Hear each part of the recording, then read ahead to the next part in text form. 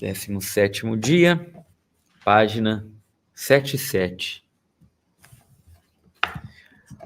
É a oração da ladainha: José Castíssimo, rogai por nós. São Francisco de Sales dizia: quem poderá entender quão grande na virtude da virgindade teve de ser ele, São José, que foi destinado pelo Pai Eterno para ser o guardião ou, mais ainda, participante da virgindade de Maria.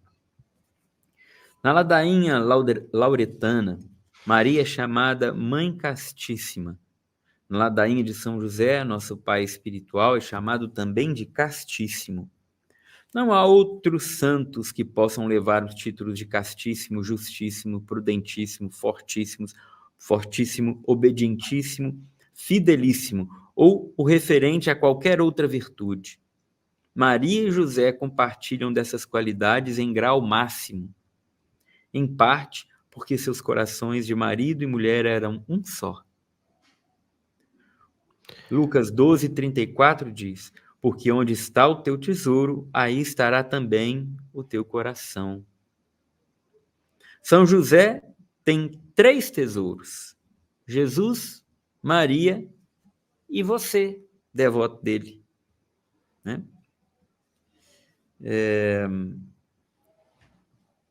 Nada mais consome o coração de São José além desses 3 tesouros. Seu coração é o coração de um pai amoroso e você tem acesso a ele. O coração casto de São José é seu lar. No catolicismo, quando falamos sobre a devoção ao Sagrado Coração de Jesus e ao Imaculado Coração de Maria, referimos-nos essencialmente à pessoa de Jesus e de Maria. Amamos esses corações e frequentemente os representamos de maneira artística, porque amamos as pessoas de Jesus e Maria, enquanto a devoção a eles é bem estabelecida na Igreja, sendo que, para cada um, é celebrada uma festa litúrgica. A devoção ao coração de São José ainda não foi completamente desenvolvida. Talvez um dia venha a existir uma festa litúrgica em honra ao coração de São José, mas apenas Deus sabe o futuro. Independentemente disso acontecer ou não, toda criança deseja um pai cujo coração, ou seja, cuja pessoa, seja forte, protetor e gentil. São José tem esse mesmo coração. Ele tem o coração de um pai, um rei, um guerreiro e um casto cavalheiro. Seu coração casto bate por amor, de amor por você. São José o ajudará a ter um coração casto. A luxúria é o vício mais predominante nos corações dos homens atualmente. O mundo está cheio de ações imorais e luxuriosas. Estas ofendem grandemente a Deus, destroem famílias e clamam aos céus por justiça. Nossa Senhora não alertou Santa Jacinta de Fátima que muitas almas vão ao inferno por causa dos pecados da carne? Na batalha pela pureza, todos devem ir a São José. Se um homem ou uma mulher empreende uma luta contra a luxúria, deve recorrer a São José. Se tentações contra a pureza agridem sua mente, seu coração e sua alma, corra em direção ao seu pai espiritual. Agarre-se a São José. Seu pai espiritual é capaz de aumentar a virtude da castidade em seu coração e levá-lo a um amor verdadeiro e virtuoso por Deus e pelo próximo.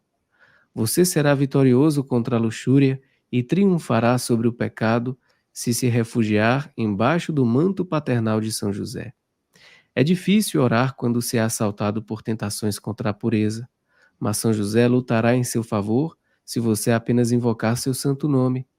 Os homens, de modo particular, precisam imitar o coração casto de São José. O mundo precisa de homens que amem suas mulheres como São José amou a Virgem Maria. Se eles reverenciarem suas esposas como templos santos, as famílias serão renovadas, dragões serão derrotados e os males de nossa era que atacam a dignidade da pessoa humana serão superados. A imitação de São José espalhará uma revolução da santidade por sobre a terra. Diz o Papa Leão XIII, para que Deus seja mais favorável a nossas orações e vem em auxílio de sua igreja com generosidade e prontidão, julgamos que é de profunda utilidade para o povo cristão continuamente invocar com grande piedade e confiança, junto com a Virgem Mãe de Deus, seu casto esposo, o bem-aventurado São José. Página 201.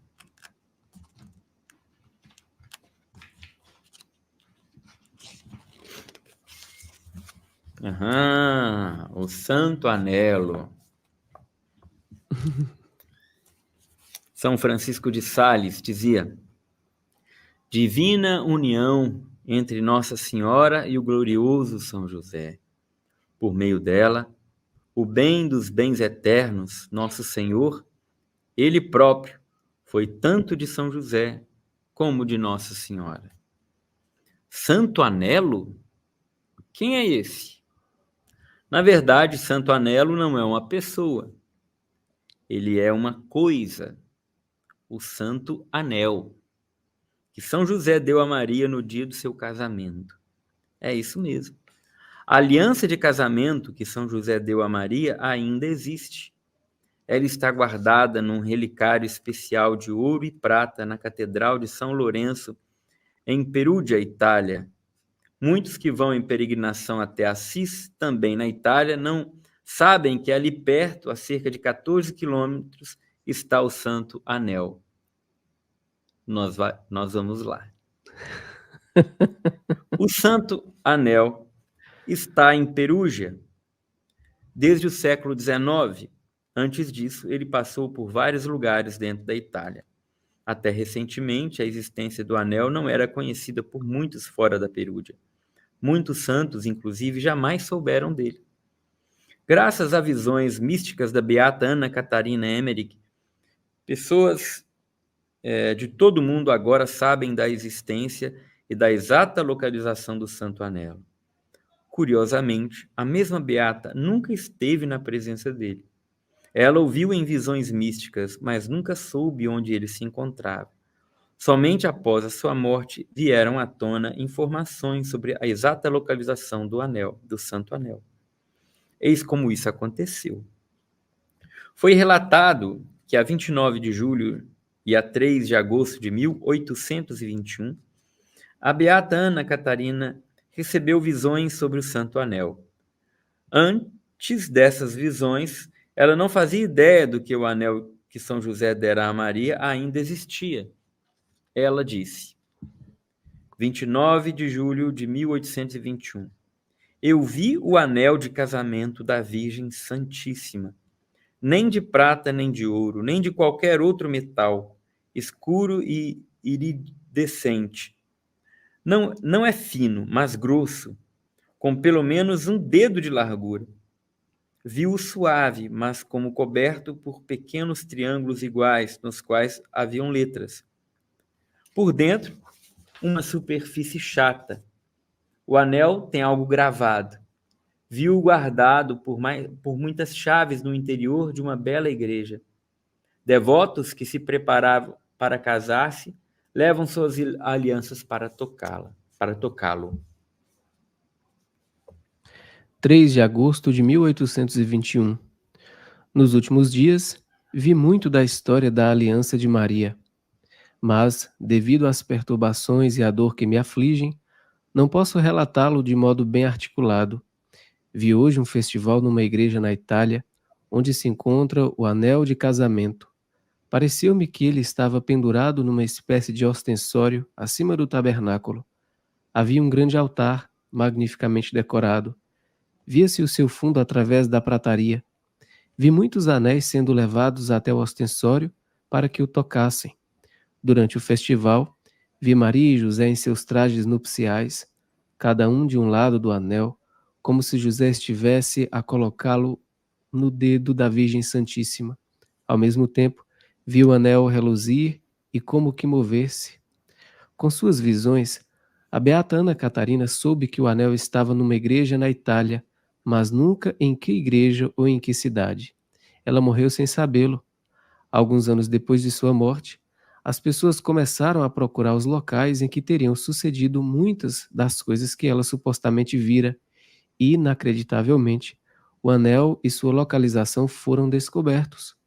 O anel foi encontrado na Catedral de São Lourenço em Perugia, na Itália, guardado num belo relicário que lembrava um ostensório, exatamente como dissera a beata. Ele estivera ali por um bom tempo, mas quase ninguém fora da Itália sabia disso. Também era verdadeira a descrição que a beata fizera do anel. Ele parece iridescente e âmbar, ou amarelo escuro. Às vezes, quando a luz do sol invade a catedral, o anel pode assumir um branco turvo leitoso.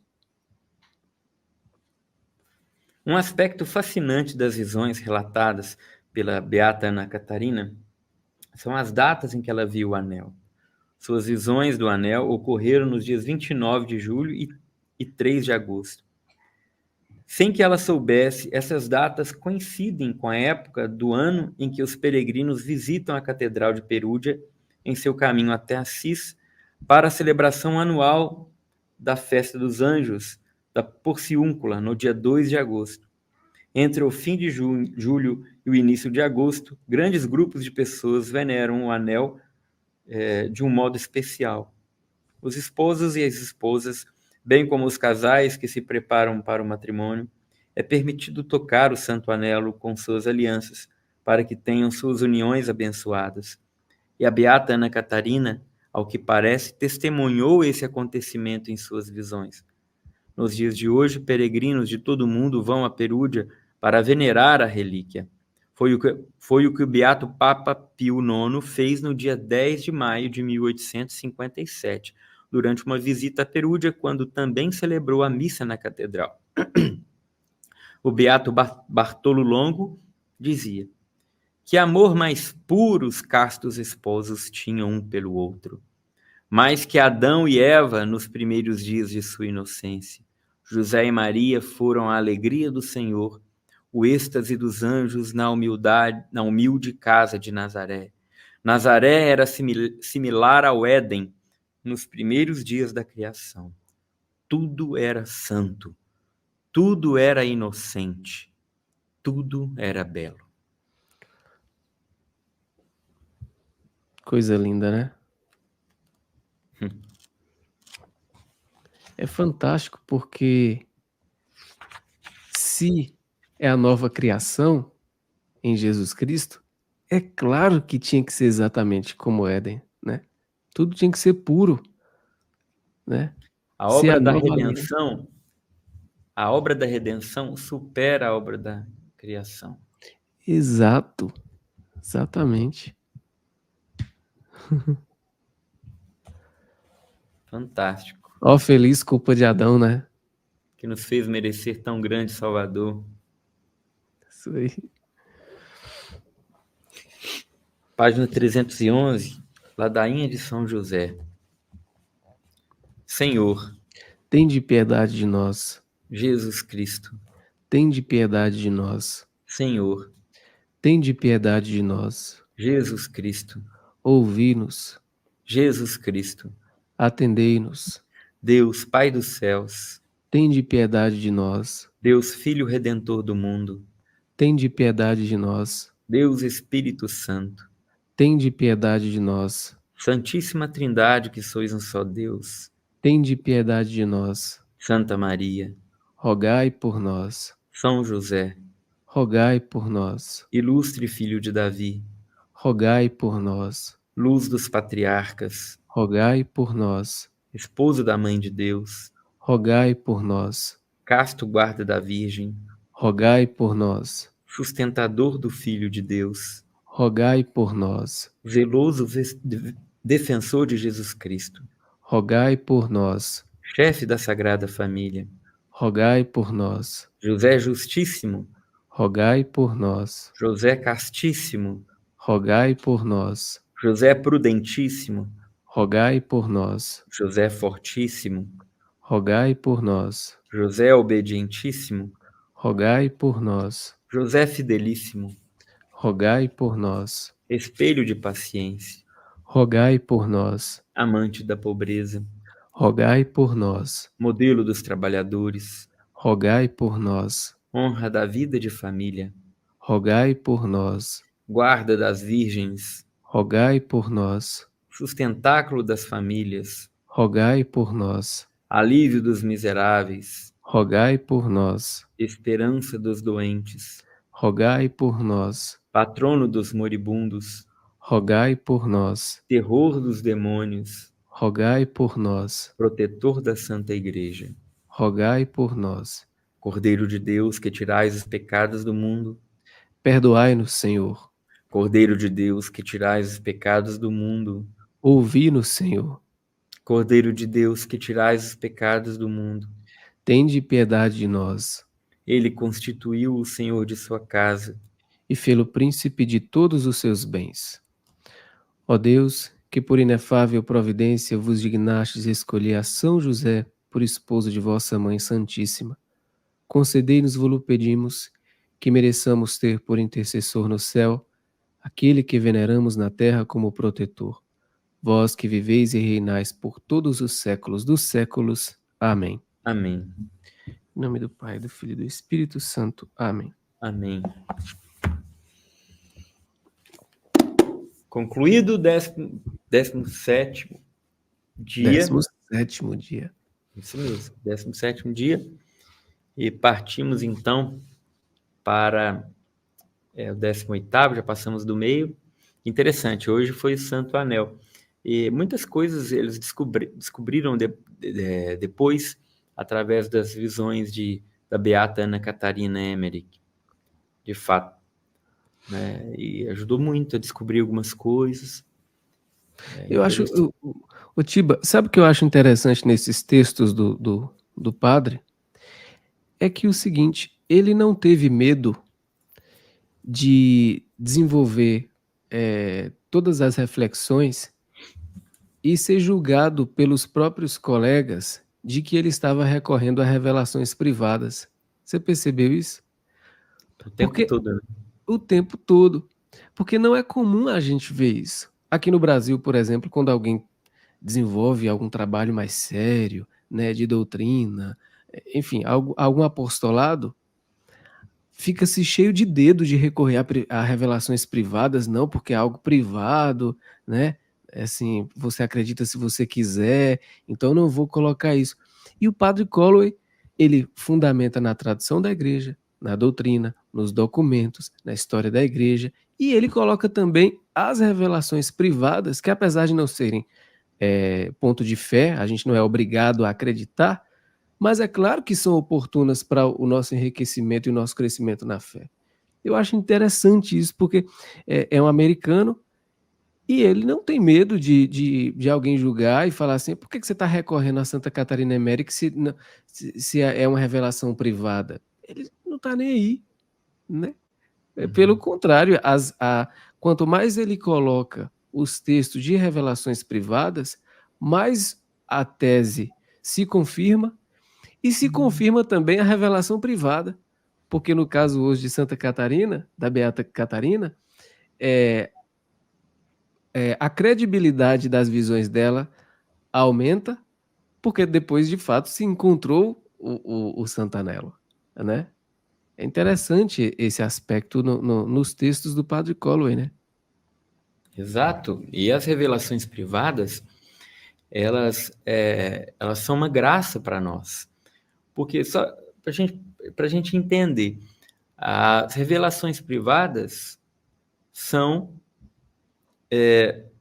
revelações que algumas pessoas receberam de Deus, né? Que não fazem parte do depósito da fé, vamos dizer assim. Não faz parte da tradição, da escritura ou do magistério, porém não os contradiz. Mas quando ele os confirma, a igreja diz o seguinte, olha, pode ser crido, porque foi analisado e não tem nada aqui que é uma contradição com o que já foi mostrado e revelado. Né? Então, olha, vocês podem acreditar nisso aqui, porque, de fato, não tem nada que contradiz. Foi o caso da Beata, tanto é que ela foi beatificada. Sim. Ana Catarina Emmerich. Por exemplo, Nossa Senhora de Fátima apareceu aos 3 pastorinhos, aquilo foi uma revelação privada. Também em Lourdes, Foi uma revelação privada, né? E assim vai, né? Aquela também, muito, a Quita, revelação privada, são aparições que foram reconhecidas pela igreja nesse sentido. Falou, olha, de fato foi analisado e das mensagens, da experiência contada, não existe nada que contradiga a fé da igreja, aquilo que a igreja crê, a Sagrada Escritura ensina. Então, quem quiser pode acreditar sim, não tem problema. É isso que a igreja fala. Mas o que acontece dentro de alguns grupos católicos? É tanta vontade sabe? Eu tenho que cuidar para não falar o que eu penso de fato, sabe? Mas é tanta vontade assim de chancelar alguns abusos, né? Que acabam desmerecendo algumas revelações privadas que são muito enfáticas em denunciar o erro. Né? Isso acontece. Então, assim, você vê esta resistência. Eles se valem daquilo. Não, é revelação privada, eu não tenho que acreditar em nada disso. Eu posso questionar, eu não tenho problema. E aí eles entram nesse processo aí para esvaziar. Então, porque eles estariam respaldados com o que a igreja diz. Olha, você não precisa acreditar. Opa, não preciso não? Ótimo, então isso aqui eu vou desprezar, porque isso aqui denuncia aquilo que eu estou meio que protegendo e fazendo vista grossa. Entendeu? Então, assim, se há uma revelação privada que a igreja analisou e disse que não tem problema acreditar, meu amigo, por que você não recorreria a ela? Entende? E as revelações privadas que são, sim, coerentes, com respaldo da realidade, são confirmadas por Deus, né? E você vê uma coerência e não há uma contradição com o mistério já revelado, são grandes contribuições para a nossa vida espiritual. Né? Esse livro da Beata Ana Catarina é muitíssimo interessante, porque ela vai relatando detalhes de tudo que aconteceu na morte de Jesus, em especial. Aquele filme do Mel Gibson, a gente falou isso aqui já, aquele filme do Mel Gibson, né? The Passion, A Paixão, ele foi baseado em cima deste livro, da Beata Ana Catarina. Né?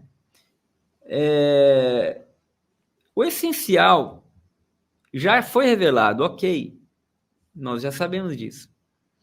Agora, não há mal se você pega uma revelação privada que não há contradição, para que aquilo te ajude a aproximar de Deus e dos mistérios já revelados.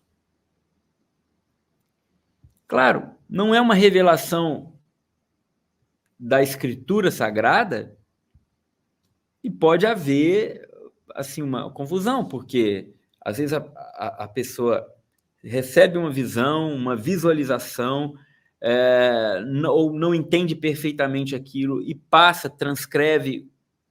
Pode acontecer. Transcreve não exatamente como ela viu, ou então ela fala, outra pessoa escreve, e aí uma ou terceira pessoa, vou adaptar isso aqui para ficar mais claro, e aí acaba estragando. Isso tudo está sujeito, diferente do que nós temos hoje nas Santas Escrituras, né? Escrituras sagradas, não há alteração. Então, está sujeito a isso. Mas basta olhar e perceber se não há contradição. Eu não vou caçar confusão com a coisa que não contradiz aquilo que é a fé da igreja. Né? Simples assim. Mas elas nos ajudam muito. Eu estava falando sobre esse livro da Beata Ana Catarina. Esse livro eu tenho 2 exemplares dele aqui, inclusive. Tem aquele mais antigo, capa vermelhinha.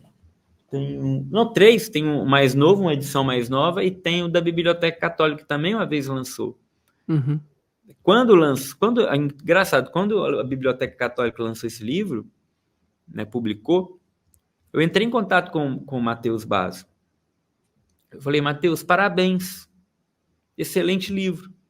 Ele falou, Tiba, que bom você me falar isso, porque, bicho, quando eu publiquei, vi tanta crítica, veio tanta gente em cima de mim, porque essas revelações privadas, não sei o quê, né? E confirma aquilo que você falou agora, Arno. Uhum. O pessoal fica com medinho, né? Cheio de dedos, na verdade, no fundo, porque assim, vamos pensar numa santa como Santa Teresa d'Ávila, uma santa de sétima morada. Na sétima morada, você fala diretamente com Deus. Imagina.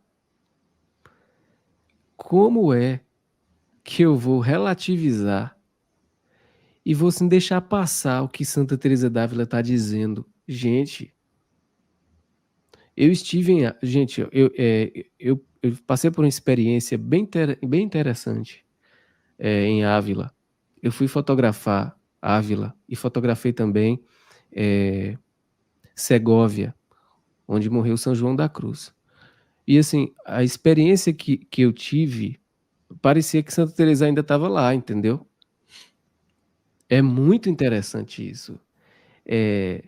São coisas que nós católicos vivemos e que é a nossa fé viva, entende? Não é uma abstração, não é uma ideia, não é um sentido poético, não é. Então, Santa Teresa d'Ávila, uma santa, é tão santa que é doutora da igreja, que deixou tanto escrito. Ela tinha uma devoção tão grande a São José que ela desafiava as pessoas a recorrerem a São José. Então, o nome correto não é intuição, esta talvez revelação, essa intimidade que ela tinha de saber que, de fato, São José tinha um poder de intercessão especial, ela queria dizer isso para as pessoas. Agora, você imagina se o cristão ouvindo isso, falasse, não, mas isso aí é muito privado de Santa Teresa d'Ávila, entendeu? Eu não vou ouvir, não. Eu vou ficar só com as encíclicas mesmo, porque tá bom aqui. Você entende como você acaba perdendo uma oportunidade tremenda de crescer na fé? Então, Deus nos deu a capacidade, nos deu a inteligência para julgar e ponderar a razoabilidade das coisas, meus irmãos. Então, se você está ouvindo, se você estuda, se você recorre à palavra de Deus, você pode muito bem ponderar se algum argumento faz sentido ou não. Se a igreja não proíbe, evidentemente, claro, buscando a luz de Deus e buscando discernir os espíritos, como diz a própria palavra escritura, nós devemos sim recorrer a esse patrimônio, que são as revelações privadas e a própria vida dos santos, né? Senão a gente vira legalista. Não, só vale o que está ali no texto, né? Ali Sendo que Deus está vivo, continua falando com seu povo, né? Exatamente. Exatamente. Né? Porque a revelação, ela já se fechou. Tudo que tinha que ser revelado já foi em Cristo Jesus. Né? Então,